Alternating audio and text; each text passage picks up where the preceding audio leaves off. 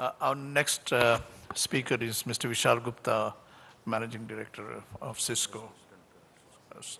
Sorry, VP Cisco, and national professor. He's a national professor on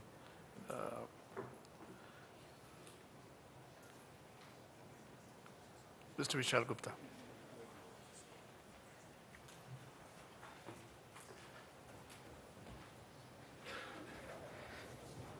Good afternoon. You guys hear me all right? So I think the presentations have been excellent. I see a lot of known faces in the audience. It's a small, I guess, industry where you end up seeing people pretty on a regular basis. So it's a great delight to do that. While they're bringing up the presentation, I wanted to maybe just sort of do a show of hands from people and see how many of you were really paying attention to the previous presentation. So I'll ask you a quick quiz, if that's okay. Maybe with a show of hands, how many people feel that a majority of the healthcare spend is driven from chronic diseases? So most of you feel that. The rest of them don't agree with the 75% number, I guess. So if a lot of the healthcare spend is driven by chronic diseases, how many of you feel that there's a challenge in access to healthcare for those chronic patients?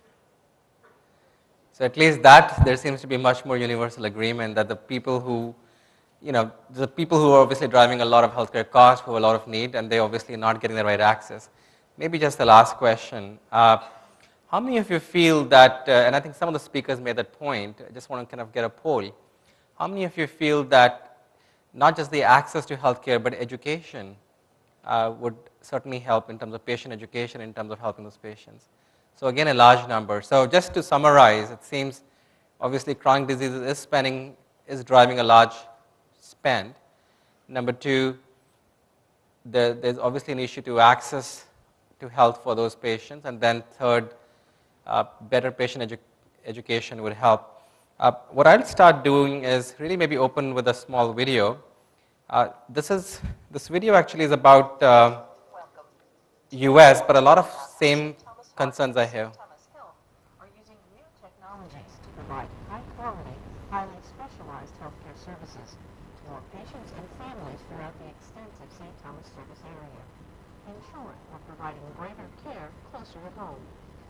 Through a partnership with Cisco, a worldwide leader in technology, our patients now have access to a telehealth program that brings medical services closer to home, provides a real-time, complete healthcare visit, minimizes the time away from work, reduces travel time, costs, and stress, and offers access to providers who might otherwise be unavailable.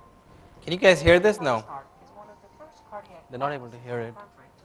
This technology for its patients. Let's look at how a telehealth visit works with an actual patient. Charles and Ruth Sons are longtime Franklin County, Tennessee residents. Mr. Sons, who lives near St. Thomas Hart's Winchester Clinic, has been a patient of cardiologist Don Chomsky for years. When it's time for Mr. Sons to have a checkup, he or his wife schedules a visit with Dr. Chomsky, the same way they've done it for years. It's been very good. We can see Chomsky very well, and he can see us. That's the main thing.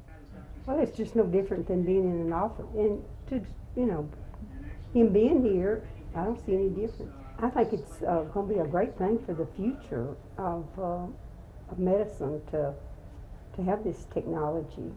On the day of his visit, Mr. Sons arrives at the Winchester Clinic and is prepped for seeing the doctor by a medical assistant or nurse, the same way he's done for years. When it's time to see the doctor, How are you, sir? Dr. Chomsky joins the visit in Winchester from St. Thomas Hart in Nashville. He converses with Mr. Sons through high-definition video conferencing, which is sharper than 20/20 vision. All right, well, why don't we take a little listen to you, okay? Okay. Dr. Chomsky instructs a medical assistant or nurse to place a digital stethoscope, exam camera, or other required instrument on or near the body part he needs to examine.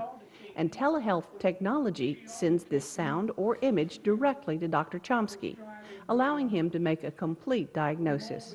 The image quality is fairly unbelievable. You really can't describe it. I think you just kind of have to see it. So you really feel like you're having a face-to-face interaction with the patient. In fact, in terms of the technical issues of the acoustics of listening to the heart and lungs, the equipment actually allows you to hear things that you really wouldn't hear with a traditional stethoscope because it's somewhat amplified. So if anything, I would say some of the things that we kind of listen for actually more easily heard through this system than with a typical interaction.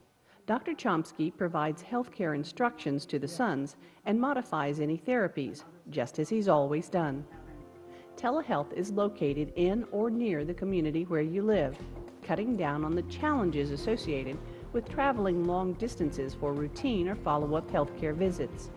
In addition, telehealth allows St. Thomas to provide specialist care for more hours and more days per week.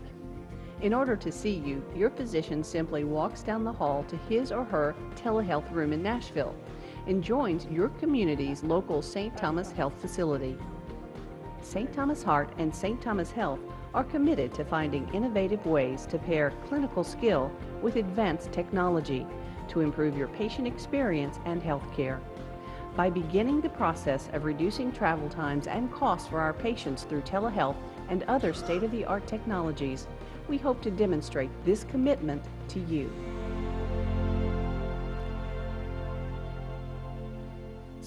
So this video actually was prepared not by us, not by Cisco, but by this Extension, which is the largest nonprofit healthcare system in US, in terms of sort of their excitement at deploying these types of technologies. We chose this one because, again, we're talking about chronic disease. Obviously, cardiology is one of the chronic diseases, as many others, that drives a lot of challenge and spend.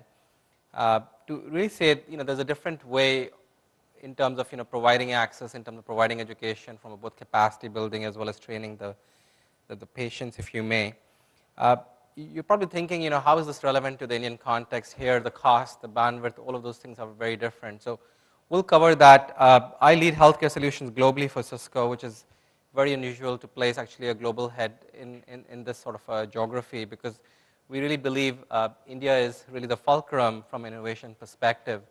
We're doing this, we're doing a lot of work, not just in India, but also we're now starting to do, for the last couple of years, a lot of work in China as well. So for example, today, about 10 million people are getting access to healthcare every day through our technologies that we've deployed in a number of provinces. And Cisco has actually won 10 of the 12 telemedicine pilots that have been announced by the government in terms of how do you roll these out in a very, very broad fashion throughout the country. Yesterday we had a press release with Madhya Pradesh where we're rolling out in a very large way in Madhya Pradesh now with the government. These technologies have already now rolled out in a number of districts. We've done the same thing in Karnataka. So again, we're taking a very long-term view as Cisco about, again, making healthcare very accessible. We've done the same in Jordan. World Health Economic Forum was just held in Jordan 2 weeks back, and the King of Jordan recognized what Cisco has been able to do in terms of really making healthcare very accessible in all of Jordan, where again health presence has been deployed in a large way. So from our perspective, as we look from an overall healthcare perspective, and we're not really a healthcare company, we're really a technology company. So our interest in healthcare really lies in our mission, which is not just to be the best in the world, but best for the world, which is where we are actually investing a lot of time and energy in saying how can technology really change, transform the way healthcare is delivered. We believe there's 3 fundamental transitions happening in the market. One, people's expectation in terms of point of care are changing. They're really expecting care everywhere. So whether I'm in an ambulance that needs to reach within a particular time, whether I'm in a remote primary health center, whether I'm even in my corporate setup, or whether I'm even at home. So really, how do I get not just from a point of care, but to care everywhere? The second big transition that we see is really in the experience factor.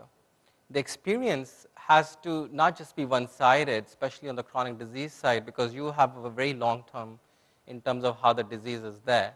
So the experience has to change from just getting a prescription to really being a much more collaboration-based thing. So you really are participating in your disease, and understanding what are the issues and how do you solve those issues. You are collaborating with other patients. You are really, as part of the care team, they may actually need to be not one but many providers who are collaborating to deliver the care together. So we think, A, there's change in terms of how the care has to be delivered. B, there's change in terms of how the experience of the care has to be there. And then finally, we believe it's not just about transforming the delivery of care. Fundamentally, and that's why I was asking the question on education, we believe fundamentally it's about driving wellness, right? Because the cost of healthcare in any country is rising faster than the speed of inflation, quite significantly, including in India. So unless from a payer perspective, unless from an employer or the government perspective, you're able to make people fundamentally healthier, which they can only get by driving much better patient education, much better capacity building in terms of doctor training, these transitions simply won't happen. So a lot of the solutions that we devise really for specifically tailored towards both the markets here as well as the global markets take these three factors into account. When we work in terms of a lot of different governments, and we're working about the 20 heads of governments in different countries right now from a healthcare perspective, including we do a lot of work also with Mayo. I think somebody referenced Mayo. We do a lot of work with them, Extension, many, many more. What's very encouraging is, and this was actually sent to the government healthcare decision makers, maybe some of the colors are not coming through, but what's very interesting is when you're asking those decision makers that what do you see as the potential for telehealth, more and more, there's three trends that are emerging.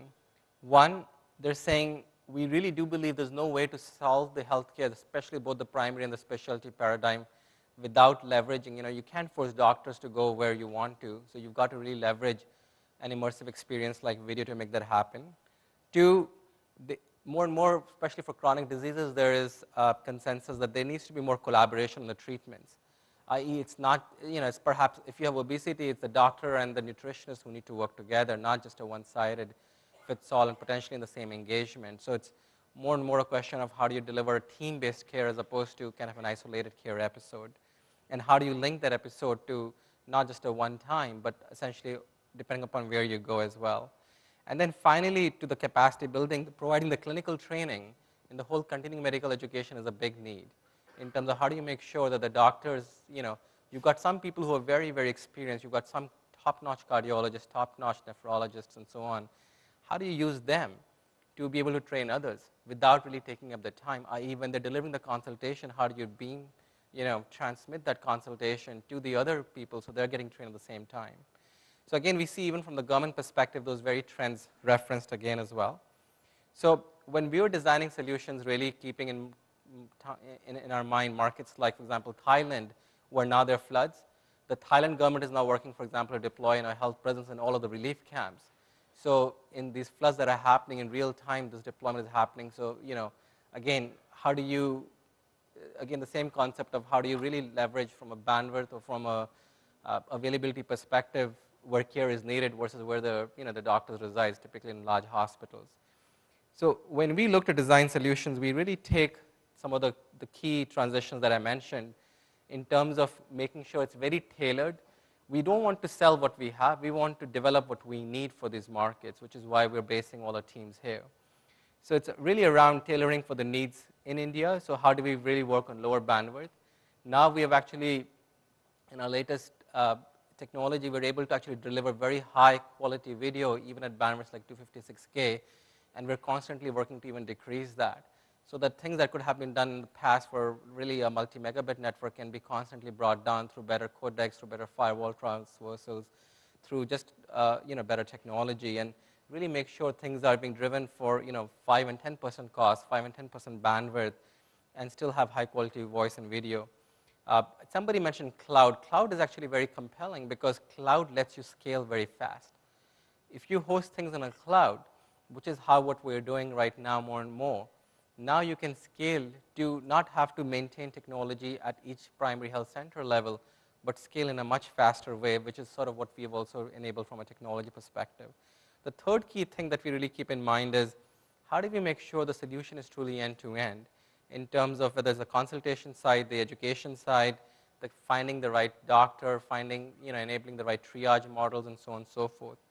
So those are some of the key things that we have to keep in mind in terms of driving pervasiveness, driving scalability, driving end-to-end flexible solution. And again, these things are a journey. You don't necessarily get there in the first case, but we are very relentlessly focused to make sure that, again, given our expertise in collaboration and video in making these things happen, and then partnering very closely with the governments, with the private healthcare providers, we're ultimately able to make a difference in terms of driving accessibility, especially for chronic diseases, because that's typically needs to be handled by specialists, which are always in short demand. Some of the other things to keep in mind, as I mentioned, there is no one-size-fit-all approach. So what we are seeing is that there's a lot of different types of form factors that are needed. So for example, in the video, you just saw the need in terms of what I would call as a high-end fixed desk, fixed unit, but that can only cover a very small percentage of the market, because that is only letting you do it from what I would call as fixed places. There's a lot of need to be able to do it right from where the doctor's office is itself. So instead of doctors having to go to a special room, being able to equip every single doctor with these types of technologies. So to enable things on tablets, to be enabling things on laptops, to be enable things on what we call as high definition Tandberg-like systems like EX60, EX90s. And then there's also need to enable these things in a mobile way on mobile carts, on smartphones, and things of that nature. So we're taking very much of an architectural approach when it comes time to these things, because again, there's literally dozens of use cases depending upon whether you're dealing with home, whether you're dealing with a primary health center, whether you're dealing from a hospital training to another hospital, and so on and so forth. So we're trying to take an approach that really we're able to provide. You can start with any solution and then be able to scale up and down depending upon what your needs are. Whether it's a retail environment, there's actually a big announcement that Walmart, which is actually a very big customer for Cisco, is going to now become the largest primary healthcare provider in the US. So we think fundamentally in health is one area where transformations are bound to happen. I mean, in India also, I think we'll see that more and more starting to happen, where it really becomes not just at the hospital or the individual end. You'll start seeing it happen. Literally, we believe in a course of a couple of years, where literally in every mall kiosk, you'll start seeing access happen. But we believe in somebody like a Walmart, when they get into something like this, then just like what they did in the space in terms of retail, these sort of changes happen. So just in terms of maybe give you one example from an India perspective, and again, as I mentioned, we are now have a number of things happening in India, whether in Karnataka, in places like Shimoga, in Madhya Pradesh, and other places. But Raichur is one place I wanted to highlight because, again, with our office based in Bangalore, we're very concerned about making a difference in the local community. Raichur is a place where the floods came, where about 30,000 people in villages were affected. And from our perspective, the challenge was, again, with the there's a primary health centers there, but obviously especially again, as I look at chronic diseases, doctors don't obviously end up going, the well-trained doctors, to these types of places. So we deployed, obviously, our health presence technology, and I'm very pleased to report we've actually done, we're saying here 500, we've actually done 1,000 consults to date. And these are all chronic consults, i.e. this is not, there's already a general physician there, that's not the issue thereafter. Thereafter, cases where typically it would take them 4 to 8 hours to get to care, they've got very, very sick people who otherwise just will not get access to the right type of doctor they want. This was done in a public-private partnership. The solution has been deployed for about a year now, and again, in terms of some of the data from it, very high satisfaction from both the doctors and patients in terms of their experience. We actually have sort of seen this across a number of specialities, so whether it's things like cardiology, whether it's things like gynecology, or mental health is another interesting one, especially child and mother one is another interesting one. And then overall, again, a lot of feedback in terms of how it helps people not just get access to healthcare, but also avoid social costs in terms of saving time, saving impact from things of that nature. So where do things go next? We believe obviously home is the final frontier for these things. Ultimately, if you enable telehealth in apartment buildings and home itself, especially for chronic disease, it will make a lot of sense. So we're working on a lot of trials now all over the world, including in India and Korea, in South Korea and US as well, with some of the children's hospitals there, to really say, okay, how do we really make sure that we not only bring in the telehealth pieces, but we also tie in with all of the devices that you'll see in a home, like a Continuo kind of devices. You'll tie with all the educational content in terms of driving the education that would need to happen for those chronic patients, tie in with some of the chronic disease management softwares that exist, so that overall you're really providing the user a very compelling experience at the right price points to be able to manage their health.